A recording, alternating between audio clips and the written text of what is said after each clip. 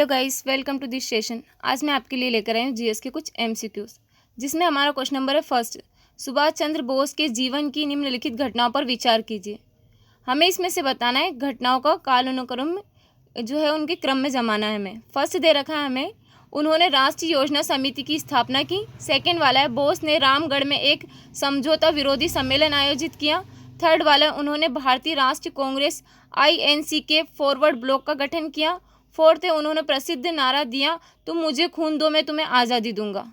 तो हमें इनको इनके काल अनुक्रमक के रूप में जमाना है कि कब कब ये हुए थे। तो हमारा जो इसका आंसर होगा वो क्या होगा, सी। हमारा सबसे पहले क्या, उन्होंने राष्ट्रीय योजना समिति की स्थापना की। तो ये कब की थी, उन्होंने 1938 में। फिर उसके बाद में हमारा इसके बाद में कौन सा आएगा, तो थर्ड वाला, उन्होंने भारतीय राष्ट्रीय कांग्रेस INC के फॉरवर्ड ब्लॉक का गठन किया था। तो ये कब किया था, उन्होंने 1939 में।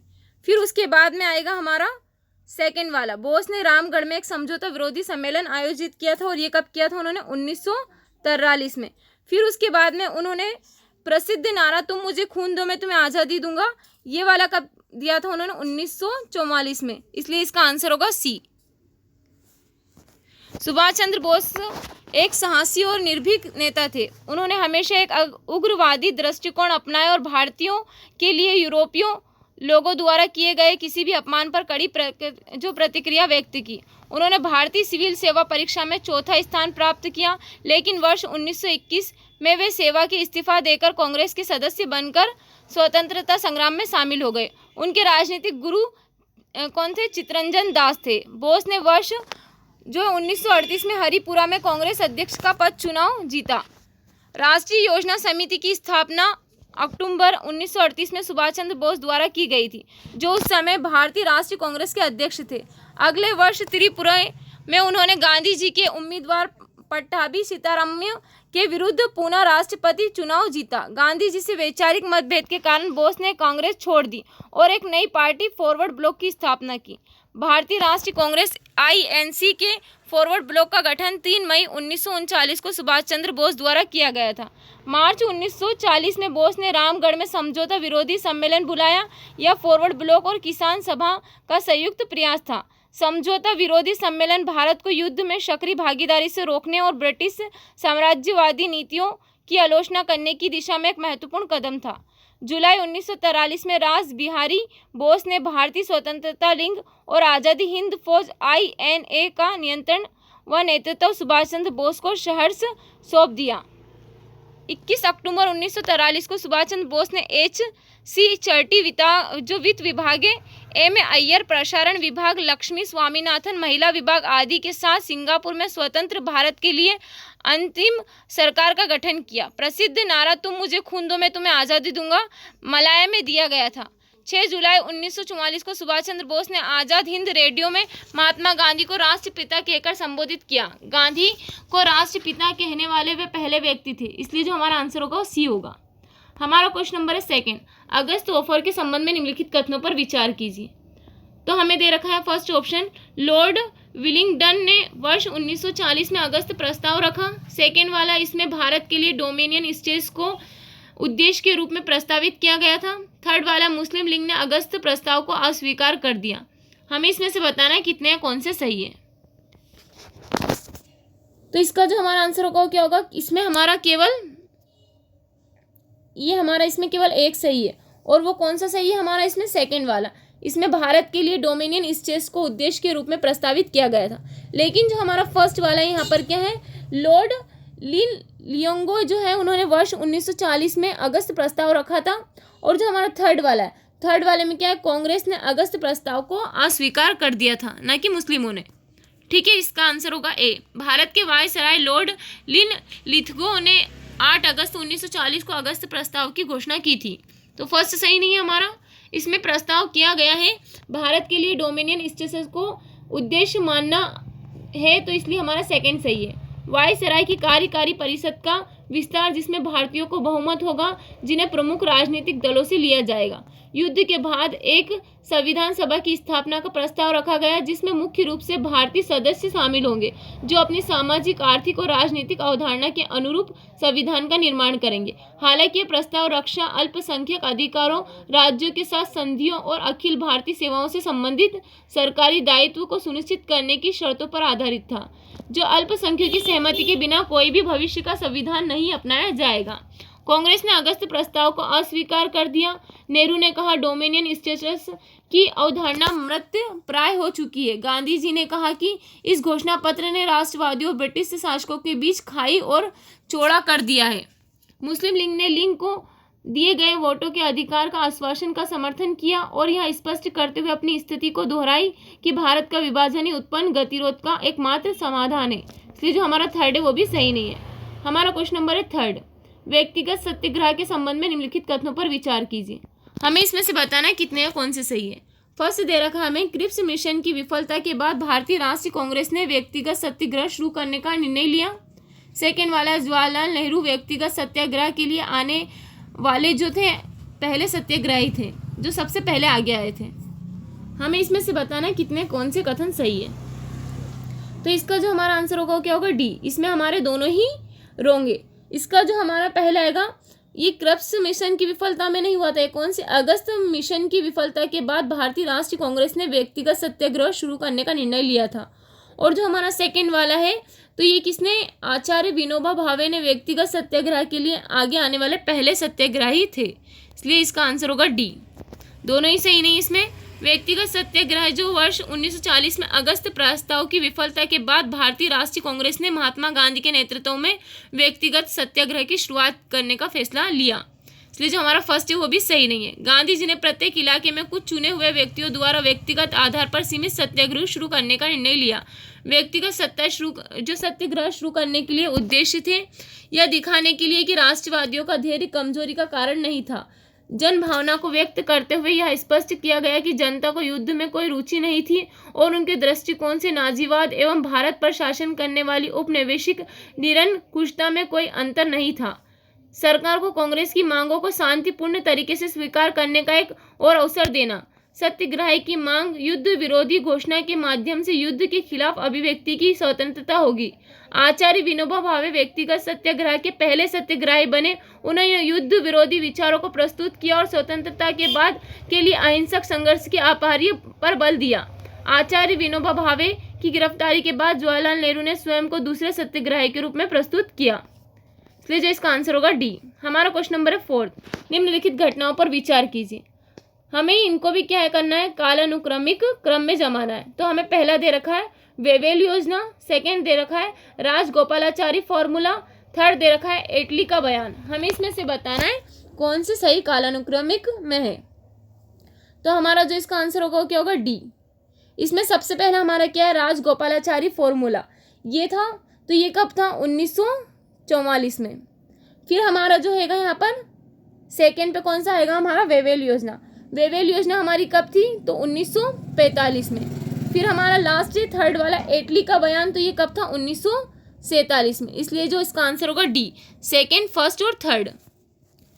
राजगोपालाचारी फॉर्मूला 1944 में कांग्रेस के वरिष्ठ नेता सी राम गोपालाचारी, जो राजगोपालाचारी सीआर ने कांग्रेस और मुस्लिम लीग के बीच सहयोग के लिए एक फॉर्मूला प्रस्तावित किया, जो लीग की पाकिस्तान की मांग को परोक्ष स्वीकृति प्रदान करता था। इस फॉर्मूले को गांधी जी का समर्थन प्राप्त हुआ। वेवेल योजना 1945 में यूरोप में युद्ध समाप्त होने के बावजूद जापान से उत्पन्न खतरा बरकरार था। इस बीच चर्चिल के नेतृत्व में वाली ब्रिटेन की कंजर्वेटिव सरकार भारत के संवैधानिक मुद्दे का समाधान खोजने को लेकर गंभीर थी। वायसराय लॉर्ड वेवेल को भारतीय नेताओं के साथ बातचीत शुरू करने की अनुमति दी गई थी। इस उद्देश्य के लिए जून 1945 में शिमला में वायसराय लॉर्ड वेवेल द्वारा एक सम्मेलन बुलाया गया था। वेवेल योजना के मुख्य प्रस्ताव इस प्रकार थे, गवर्नर जनरल और कमांडर इन चीफ को छोड़कर कार्यकारी परिषद के सभी सदस्य भारतीय होंगे। स्वर्ण हिंदुओं और मुसलमानों को समान प्रतिनिधित्व मिलना था। पुनर्निर्मित परिषद को 1935 के अधिनियम के ढांचे के अंतर्गत एक अंतरिम सरकार के रूप में कार्य करना था, जो केंद्रीय विधानसभा के प्रति उत्तरदायी नहीं होगी। गवर्नर जनरल को मंत्रियों की सलाह पर अपने वीटो का प्रयोग करना था। एटली का 22 फरवरी 1947 का जो वक्तव्य ब्रिटिश प्रधानमंत्री वेलमेंट एटली ने उभरते हुए संकट को देखते हुए 20 फरवरी 1947 को एक महत्वपूर्ण घोषणा की। उन्होंने ब्रिटिश हाउस ऑफ कॉमन्स में भारतीय उपमहाद्वीप से ब्रिटिश शासन समाप्त करने के इरादे की घोषणा की। सत्ता हस्तांतरण के लिए 30 जून 1948 की समय सीमा तय की गई, भले ही उस समय तक भारतीय राजनेता संविधान पर सहमत नहीं हो। इसलिए जो हमारा डी आंसर होगा। हमारा क्वेश्चन नंबर है 5। भारत छोड़ो आंदोलन के दौरान समांतर सरकारों के संबंध में निम्नलिखित कथनों पर विचार कीजिए। हमें फर्स्ट जो दे रखा है यहाँ पर, चित्तू पांडे के नेतृत्व में बलिया में समांतर सरकार स्थापित हो गई। सेकेंड वाला है, तामलुक उपखंड की समांतर सरकार को जाति सरकार के नाम से भी जाना जाता था। थर्ड वाला है, सतारा की समांतर सरकार को ब्रिटिश सरकार के नाम से भी जाना जाता था। हमें इसमें से बताना है कितने कौन से कथन सही है। तो इसका जो हमारा आंसर होगा वो क्या होगा, सी। इसमें हमारे तीनों ही सही है, फर्स्ट सेकंड थर्ड तीनों ही सही है इसमें हमारे। भारत छोड़ो आंदोलन के दौरान समांतर सरकारें बालिया अगस्त 1942 में एक सप्ताह के लिए चिंतू पांडे के नेतृत्व में उन्होंने कांग्रेस नेताओं को रिहा करवाया। तामलुक मिदनापुर दिसंबर 1942 से सितंबर 1944 तक जाति सरकार ने चक्रवात राहत कार्य किया, स्कूलों को अनुदान मंजूर किया, अमीरों से गरीबों का धान की आपूर्ति की, विद्युत वाहिनी का आयोजन किया। इसलिए जो हमारा सेकेंड है वो भी सही है। 17 1943 के मध्य से 1945 तक, जिसे प्रति सरकार नाम दिया गया है, वाईबी जो है चाहवाड़ और नाना पाटिल आदि नेताओं के अधीन संगठित किया गया था। गांव के पुस्तकालय और न्यायदान मंडल संगठित किए गए थे। शराबबंदी अभियान चलाए गए और गांधी विवाह आयोजित किए गए। तो जो हमारा थर्ड है वो भी सही है। हमारा क्वेश्चन नंबर है 6। कैबिनेट मिशन के सदस्यों के संबंध में निम्नलिखित कथनों पर विचार कीजिए। हमें इसमें से बताना कितने हैं कौन से सही है। फर्स्ट है हमारा, सर स्टेफोर्ड क्रिप्स ने भारत के राज्य सचिव के रूप में कार्य किया। सेकेंड वाला है, लॉर्ड पैथिक लॉरेंस व्यापार बोर्ड के अध्यक्ष पद पर थे। थर्ड वाला है, एवी अलेक्जेंडर मिशन के अध्यक्ष थे। हमें इसमें से बताना है कितने हैं कौन से सही है। तो हमारा जो इसका आंसर होगा वो क्या होगा, डी। इसमें हमारा कोई भी सही नहीं है। ये जो हमारा सर स्टेफोर्ड क्रिप्स ने जो काय के व्यापार बोर्ड के अध्यक्ष थे, और जो हमारा सेकेंड वाला है लॉर्ड पैथिक लॉरेंस, ये काय के राज्य सचिव के पद पर थे। और जो हमारा यहाँ पर ये एवी अलेक्जेंडर मिशन के अध्यक्ष नहीं थे, कौन थे, पैथिक लॉरेंस मिशन के अध्यक्ष थे। इसलिए इसमें हमारा कोई भी सही नहीं होगा। इसका आंसर डी होगा। कैबिनेट मिशन जो 1946 में भारत में भेजा गया था, एक ब्रिटिश प्रतिनिधि मंडल था, जिसका उद्देश्य ब्रिटिश नेतृत्व से भारतीय नेतृत्व को सत्ता हस्तांतरण करने की योजना बनाना था। इस मिशन का गठन ब्रिटिश प्रधानमंत्री क्लेमेंट एटली की पहल पर किया गया था। मिशन के सदस्य थे लॉर्ड पैथिक लॉरेंस, भारत के राज्य सचिव थे। इसलिए जो हमारा सेकेंड है वो सही नहीं है। सर स्टेफोर्ड क्रिप्स व्यापार बोर्ड के अध्यक्ष थे। एवी अलेक्जेंडर एड मिरलेटी जो थे प्रथम लॉर्ड थे। पैथिक लॉरेंस मिशन के जो अध्यक्ष थे। इसलिए जो हमारा थर्ड वाला है वो भी सही नहीं है। हमारा क्वेश्चन नंबर है 7। औद्योगिक उत्पादन सूचकांक IIP के बारे में निम्नलिखित कथनों पर विचार कीजिए। हमें इसमें से बताना है कितने या कौन से कथन सही है। तो हमारा फर्स्ट ऑप्शन दे रखा है, यह एक संकेतक है जो एक निश्चित अवधि के दौरान औद्योगिक उत्पादों के उत्पादन की मात्रा में परिवर्तन को मापता है। सेकेंड वाला है, इसे केंद्रीय सांख्यिकी संगठन CSO सांख्यिकी रूप और कार्यक्रम क्रियान्वयन मंत्रालय द्वारा मासिक रूप से संकलित और प्रकाशित किया जाता है। थर्ड वाला IIP के लिए आधार वर्ष 2011-12 है। हमें इसमें से बताना है कितने या कौन से सही है। तो इसका जो हमारा आंसर होगा क्या होगा, सी। इसमें हमारे तीनों ही सही है, फर्स्ट सेकंड थर्ड तीनों ही सही है।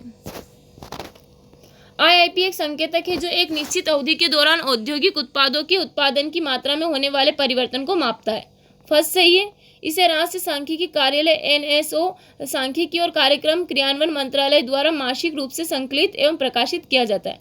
सेकेंड सही है। यह एक समग्र संकेतक है जो निम्नलिखित के अंतर्गत वर्गीकृत उद्योग समूह को विकास की दरों को मापता है। व्यापक क्षेत्र अर्थात खनन, विनिर्माण और बिजली, उपयोग आधारित क्षेत्र आधार अर्थात बुनियादी सामान, पूंजीगत सामान और मध्यवर्ती सामान। IIP के लिए आधार वर्ष 2011-12 है। इसलिए जो हमारा थर्ड है वो भी सही है। हमारा क्वेश्चन नंबर 8, चेतुमल खाड़ी के बारे में निम्नलिखित कथनों पर विचार कीजिए। हमें इसमें से बताना है कितने कौन से सही है। फर्स्ट है हमारा, यह पूर्वी युकाटन प्रायद्वीप में स्थित दुनिया का सबसे गहरा ब्लू होल है, जिसे ताम जा बुल ब्लू होल के नाम से भी जाना जाता है। सेकेंड वाला है, यह चेतुमल की खाड़ी कैरिबियन सागर का विस्तार पर होंडो नदी के मुहाने पर है। हमें इसमें से बताना है कितने कौन से सही है। तो इसका जो हमारा आंसर होगा वो क्या होगा, सी। इसमें हमारे फर्स्ट और सेकंड दोनों ही सही है। हाल ही में शोधकर्ताओं ने मेक्सिको में चेतुमल खाड़ी में स्थित विश्व के सबसे गहरे ब्लू होल की खोज की है, जिसे तामजा ब्लू होल के नाम से भी जाना जाता है। इसलिए जो हमारा फर्स्ट है वो सही है। चेतुमल की खाड़ी कैरिबियन सागर का विस्तार करती है, पर होंडो नदी के मुहाने पर समुद्र तल से 20 फीट 6 मीटर की ऊंचाई पर स्थित है। इसलिए जो हमारा सेकेंड है वो भी सही है। इसकी स्थापना पूर्व मयान बस्ती के स्थल पर की गई थी। औपनिवेशिक युग के दौरान चेतुमल पर नियंत्रण के लिए स्पेनिश विजय प्राप्तकर्ताओं और स्वदेशी माया के बीच जमकर प्रतिस्पर्धा हुई। हमारा क्वेश्चन नंबर है 9। कवच प्रणाली के संबंध में निम्नलिखित कथनों पर विचार कीजिए। हमारा फर्स्ट ऑप्शन है, यह रक्षा अनुसंधान एवं विकास संगठन द्वारा स्वदेशी रूप से विकसित स्वचालित ट्रेन सुरक्षा प्रणाली है। सेकेंड वाला, यदि ड्राइवर गति प्रतिबंधों के अनुसार ट्रेन को नियंत्रित करने में विफल रहता है तो यह ट्रेन के ब्रेकिंग सिस्टम को स्वचालित रूप से सक्रिय कर देता है। थर्ड वाला, कवच प्रणाली सबसे सस्ती सेफ्टी इंटीग्रिटी लेवल 4 SIL 4 प्रमाणित प्रौद्योगिकियों में से एक है। हमें इसमें से बताना है कितने कौन से सही है। तो इसका जो हमारा आंसर होगा क्या होगा, बी। इसमें केवल हमारे 2 सही है, सेकेंड और थर्ड। लेकिन जो हमारा वही फर्स्ट वाला है वो रॉन्ग है। इसके बारे में हम डिटेल में पढ़ते हैं। कवच को 3 भारतीय संगठनों के सहयोग से अनुसंधान डिजाइन और मानक संगठन RDSO द्वारा विकसित किया गया था और यह टकराव रोधी क्षमताओं के साथ केब सिग्नलिंग ट्रेन नियंत्रण प्रणाली के रूप में कार्य करता है। इसलिए जो हमारा फर्स्ट है वो सही नहीं है। ATP सिस्टम वह सुरक्षा तंत्र है जो ट्रेन की गति की निगरानी करता है ताकि यह सुनिश्चित किया जा सके कि यह सिग्नल द्वारा निर्धारित गति के साथ समरेखिक हो।